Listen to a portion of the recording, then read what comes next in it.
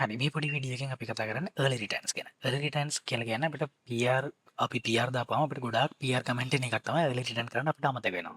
මොකද අපි normal මේ විදිහට normal පාත් එකේ ඉන්න මේ කෝඩ් එක ගත්තොත් මේකේ තියෙන්නේ interest එක calculate කරන loan එක. අපි බලනවා මුලින්ම loan එකක් තියනවාද? එහෙමනම් loan එකේ amount එකක් තියනවාද? amount එක බින්දුවට වැඩිද? ඊට පස්සේ interest එකක් තියනවාද? calculation එක කරනවා. හැබැයි මේක ගත්තොත් ඔයාලට පේනවා මේකේ if එකක් ඇතුළේ if එකක්. ඒ කියන්නේ nested ifs තියෙනවා. එතකොට මේ මෙතඩ් එක දිගයි. අන්න ඒකින්ද මම අපිට කියවන්න ටිකක් අමාරුයි. දැන් මේ වගේ නෙවෙයි මේක අපි ඇත්ත කෝඩ් එකක් ගත්තොත් ඊට වඩා ගොඩාක් මේ කන්ඩිෂන් ඇතුළේ තව කන්ඩිෂන්ස් තියෙනවා. තව ලොජික්ස් තියෙනවා. එහෙනම් මේ වගේ එකක් අපිට කියව ගන්න අමාරුයි.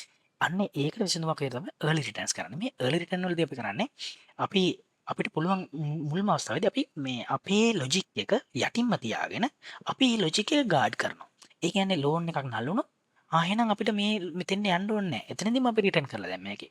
එහෙමනම් ලෝන් amount එක මෙතනදී බින්දුවට වඩා අඩුයි නම් අපිට මේ පහළට යන්න ඕනේ නැහැ. අපි රිටර්න් කරලා දානවා. මෙන්න මේ වගේ ලියපුවාම මේ මෙතඩ් එක හරියම ක්ලියර්. අපිට කියවන්න හරියම ලේසි.